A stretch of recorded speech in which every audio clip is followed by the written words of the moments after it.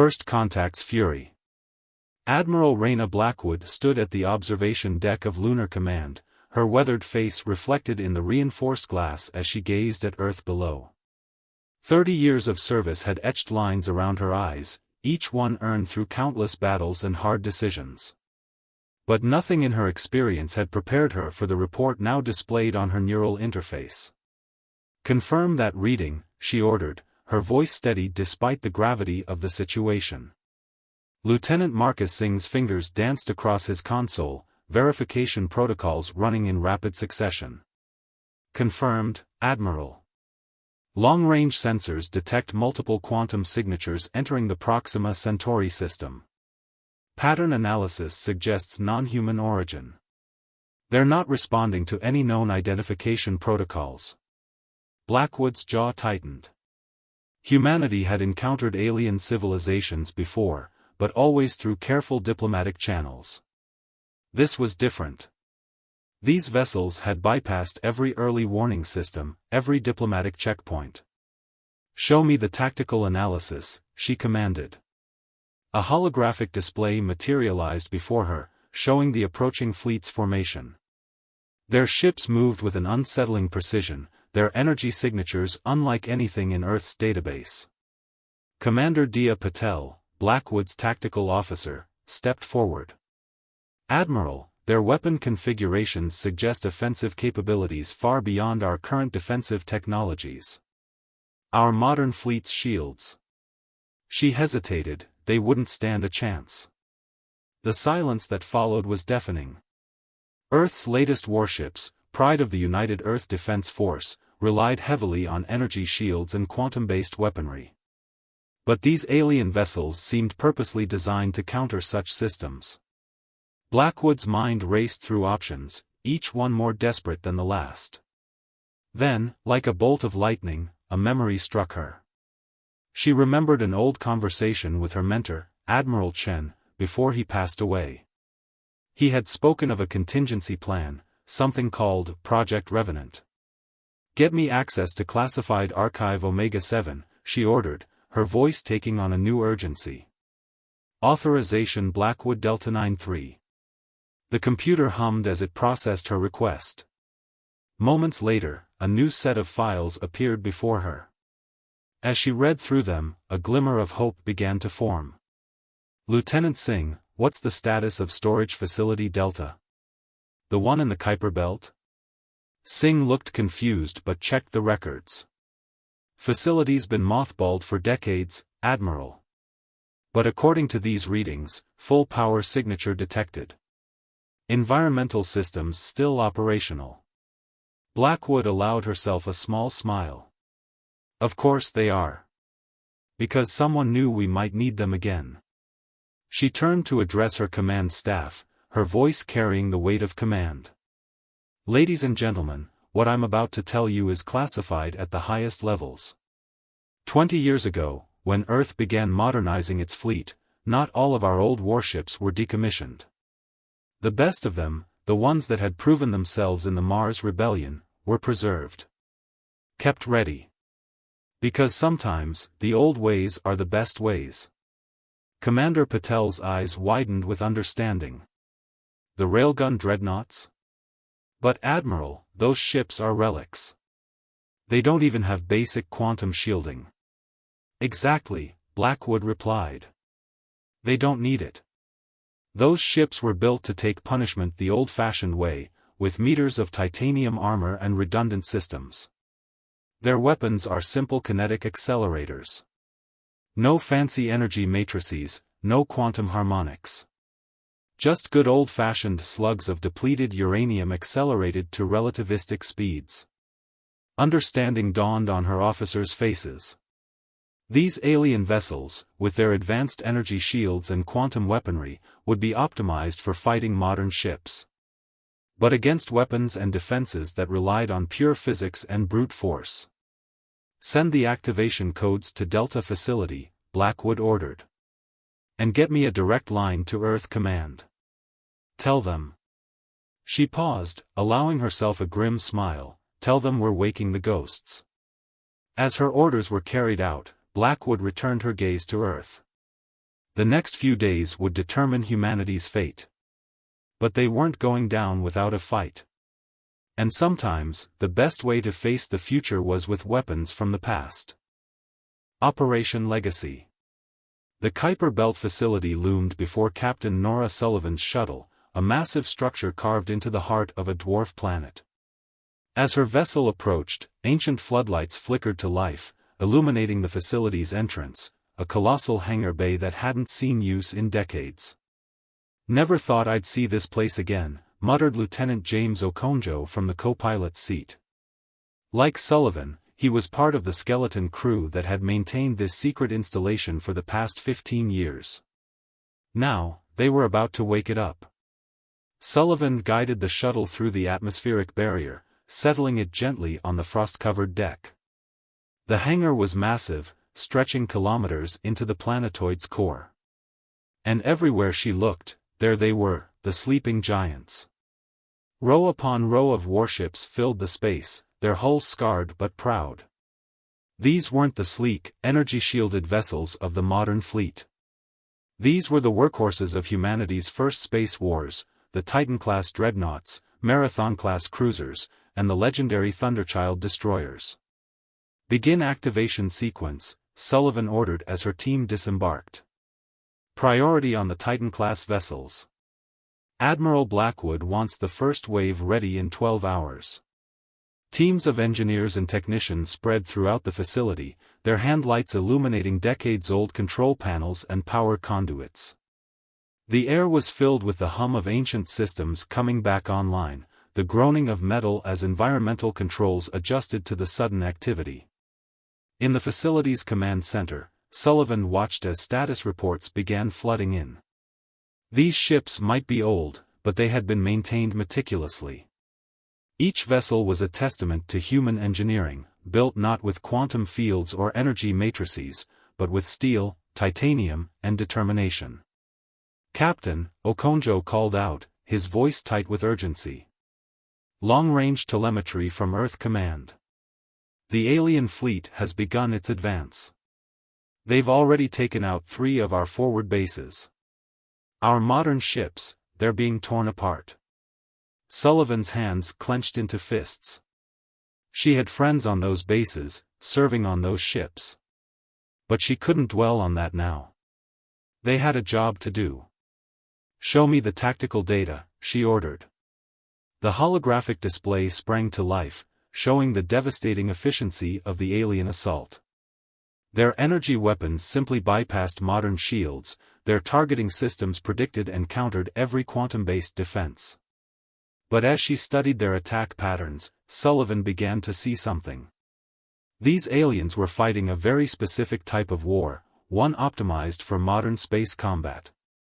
They expected shields that could be penetrated, armor that could be bypassed, targeting systems that could be fooled.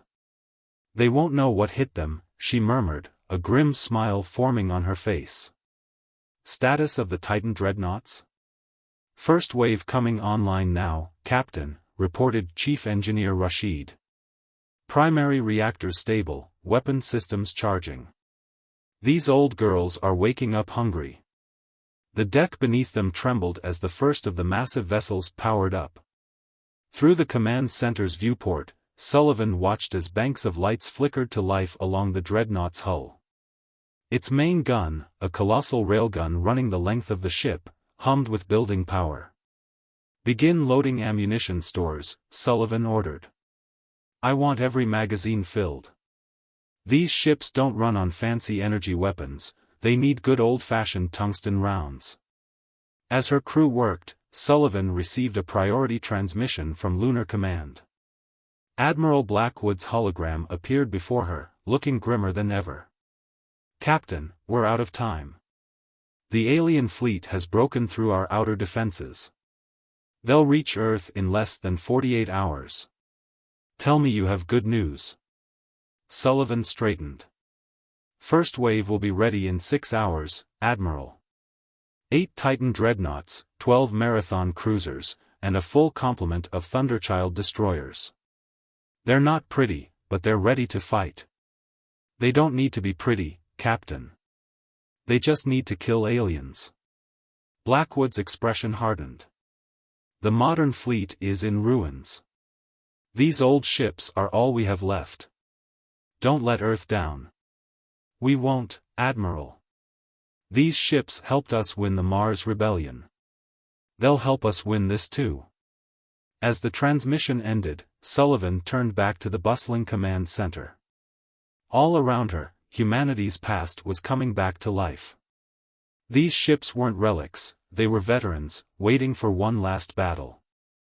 All hands, she announced over the facility's comm system, her voice echoing through ancient corridors. This is Captain Sullivan. In 6 hours, we launch to defend Earth. These ships may be old, but so are the principles they were built on: courage, determination, and the understanding that sometimes the simplest solution is the best one. Make ready for war. The facility shuddered as more ships powered up, their ancient reactors burning bright in the darkness of space. Humanity's future now rested in its past, and Captain Nora Sullivan intended to make that past proud. Thunder of the past. The bridge of the TDS Relentless thrummed with power as the massive Titan-class dreadnought led Earth's vintage fleet toward the approaching alien armada. Captain Sullivan stood at the command station, her hands resting on the weathered metal railing. Around her, crew members worked at stations that would have looked ancient to modern spacers, but there was nothing obsolete about their determination. All ships report ready, Captain, Lieutenant Okonjo announced from his tactical station. Weapons charged, armor at full integrity. The old girls are spoiling for a fight. Through the bridge viewport, Sullivan could see the rest of her fleet moving into formation. The sleek, predatory shapes of the Thunderchild destroyers flanked the larger Marathon cruisers, while her fellow Titan dreadnoughts formed the fleet's spine. Their hulls, scarred from past battles, reflected the distant light of Earth's sun. Enemy fleet entering weapons range in 5 minutes, reported Senior Officer Priya Kapoor from sensors. Their energy signatures are. Captain, they're powering up weapons we've never seen before. Sullivan nodded grimly. They're used to fighting ships that try to dodge, that rely on shields and countermeasures. But that's not how we fight. Not today. She keyed the fleet-wide comm: all ships, this is Captain Sullivan. Execute Battle Plan Delta. Remember your training. These ships weren't built to dance, they were built to punch straight through anything in their path. Let's show these aliens how humanity fought before we got fancy. The fleet moved with practiced precision, spreading out into an attack formation that would have looked crude to modern tactical computers.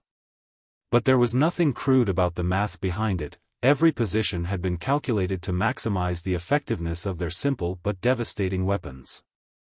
Enemy fleet launching first wave, Kapoor announced. Energy weapons charging, they're firing. Brilliant beams of alien energy lanced through space toward the human fleet.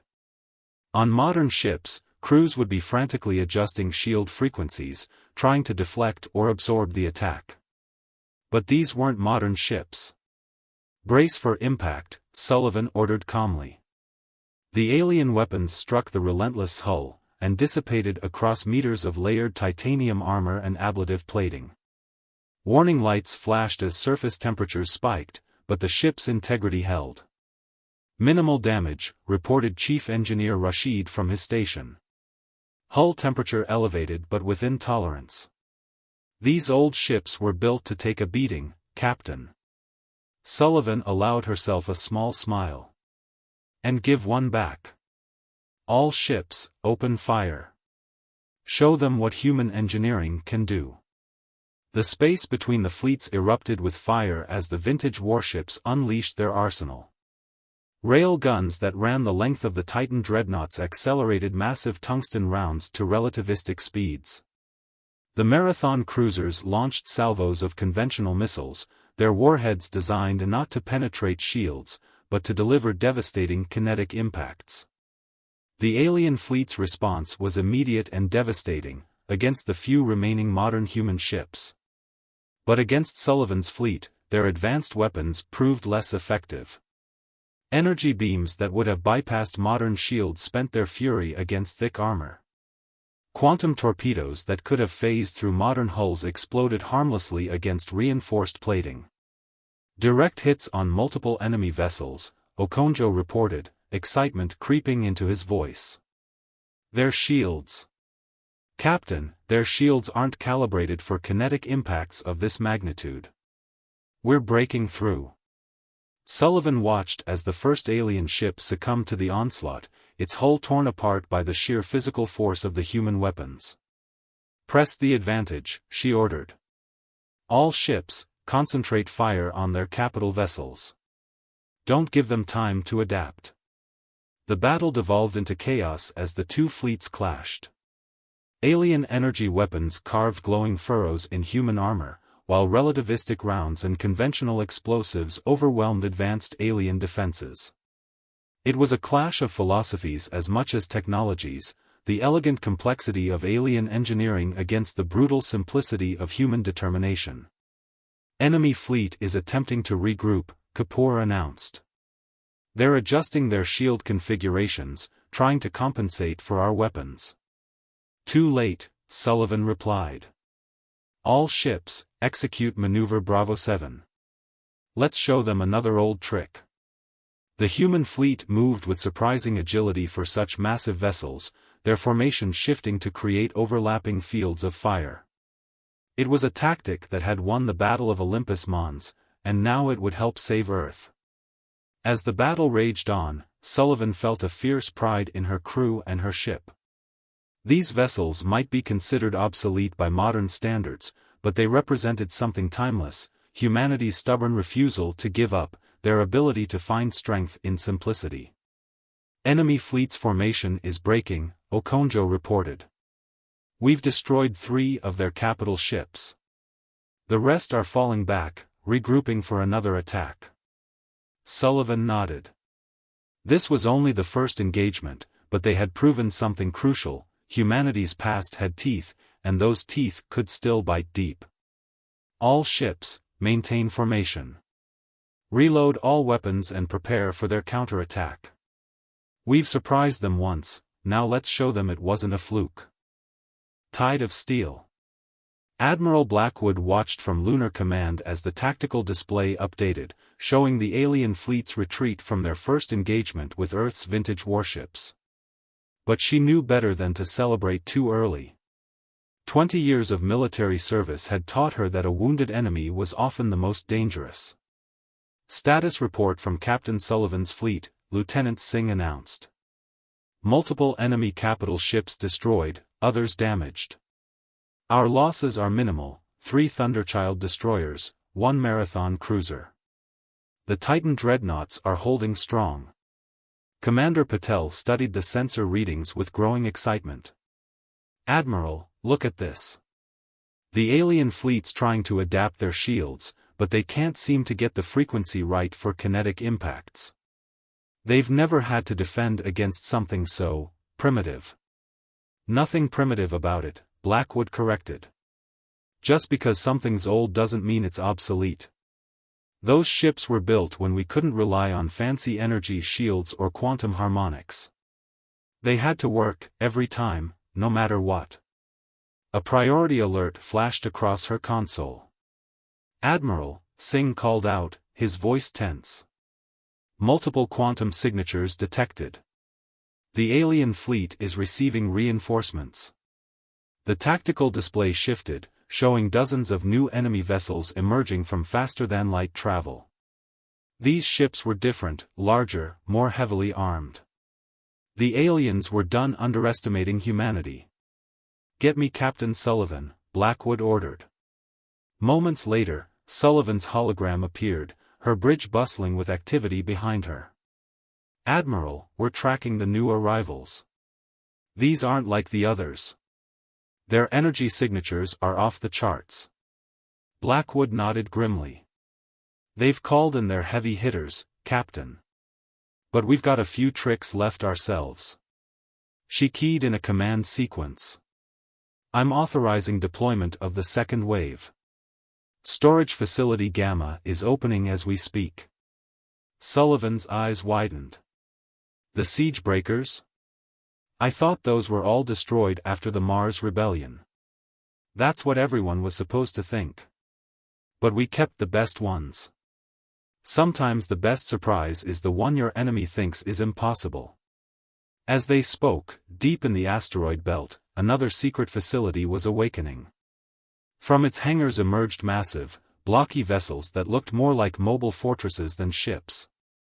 These were the siege breakers, vessels designed to absorb astronomical amounts of punishment while delivering devastating close-range attacks. Enemy fleet is advancing, Singh reported. They've adapted their formation, trying to minimize exposure to kinetic weapons. Let them come, Blackwood replied. Captain Sullivan, execute Operation Hammer Fall. Show them what those old ships can really do. The battle resumed with renewed fury. The alien reinforcements brought weapons that would have annihilated any modern human vessel: quantum disruptors, plasma lances, gravity wells.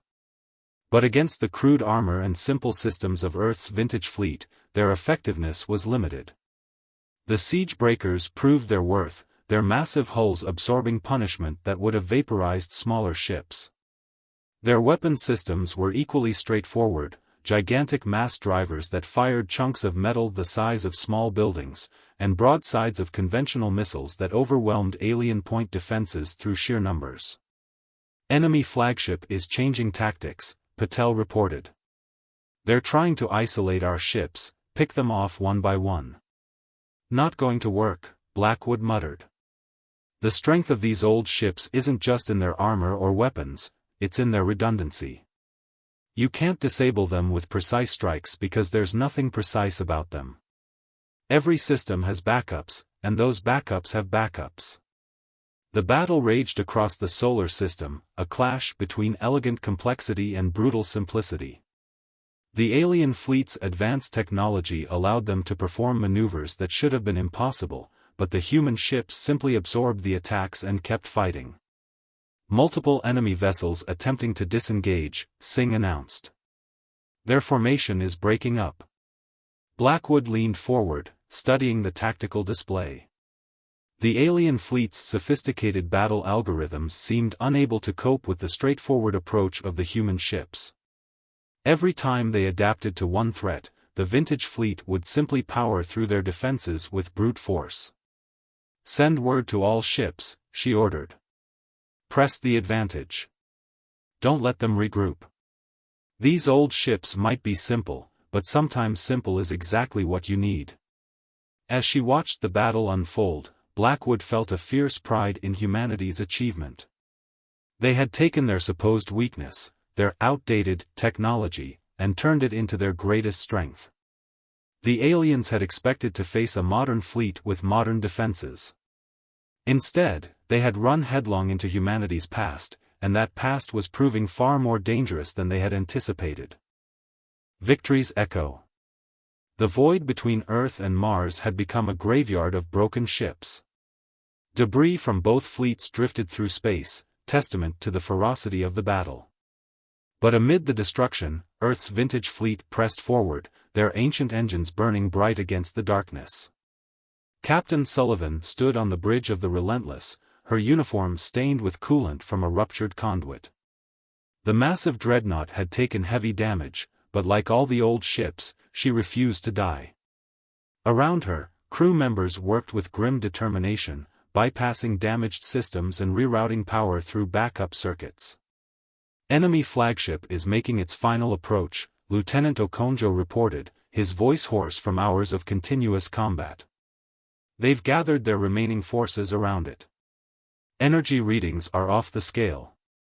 Through the viewport, Sullivan could see the alien vessel, a massive construct of crystalline structures and pulsing energy fields.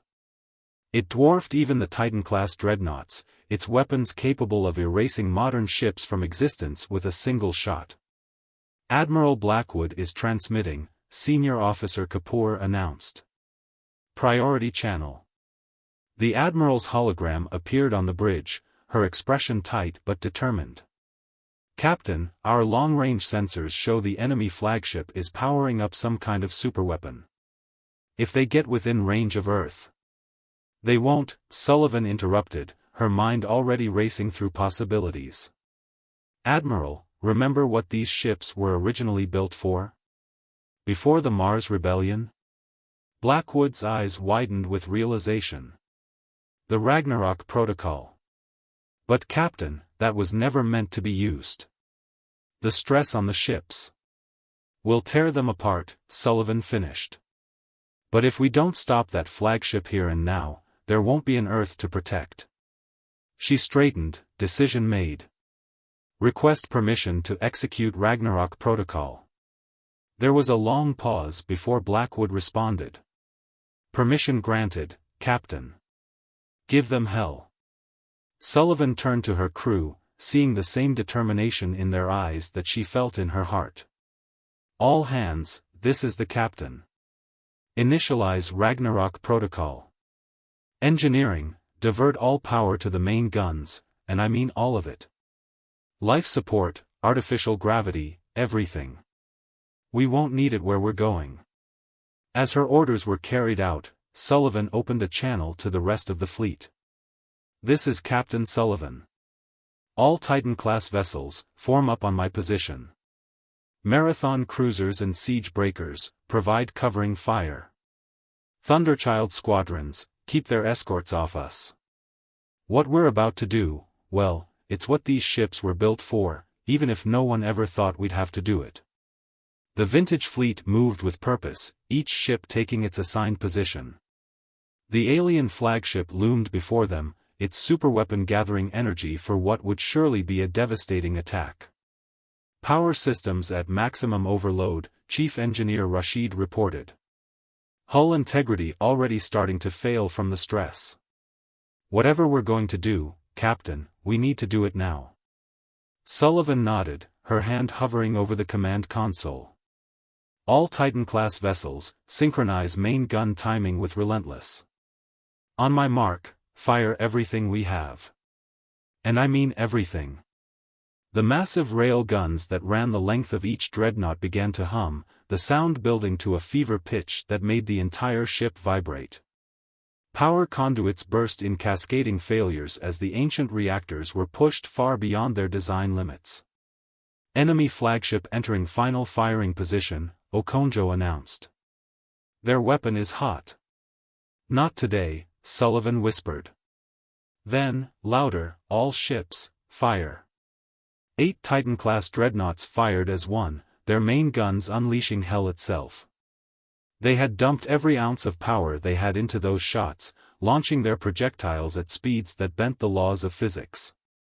The combined kinetic force was beyond calculation, a hammer of gods, forged in humanity's past and unleashed upon their would-be conquerors. The alien flagship's advanced shields, designed to handle energy weapons and quantum attacks, might as well have been tissue paper. The synchronized barrage struck with such force that it created a brief, localized gravitational distortion. The massive alien vessel didn't just break, it shattered, its crystalline structure coming apart in a spectacular display of destruction. Direct hit. Kapoor shouted over the groaning of the Relentless' dying hull. Enemy flagship is gone. Their entire fleet is in disarray. Sullivan gripped her command rail as the dreadnought structure threatened to tear itself apart. All ships, emergency shutdown. Divert any remaining power to structural integrity. Around her, the bridge was falling apart. Panels exploded in showers of sparks, deck plates buckled, and the air grew thin as life support failed. But none of that mattered. They had done it. Hours later, as rescue ships arrived to evacuate the crews of the crippled dreadnoughts, Admiral Blackwood's voice came over the emergency channels. To all ships of the vintage fleet, this is Admiral Blackwood. The alien force is in full retreat. Earth is safe. You have done what our most advanced ships could not. You have proven that sometimes, the old ways are the best ways. As Sullivan waited for evacuation in her ruined bridge, she ran her hand along the scarred metal of her command rail. These ships, these relics of humanity's past, had saved their future. They had proven that true strength didn't lie in technological advancement, but in the simple, unshakable determination to survive. The vintage fleet would never fly again, the Ragnarok Protocol had seen to that. But they had done their duty one final time, showing the galaxy that humanity's past was just as formidable as its present. And in the years to come, the story of their last battle would be told and retold, a reminder that sometimes the simplest solution was the most effective, and that humanity's greatest strength lay not in their technology, but in their unwavering spirit.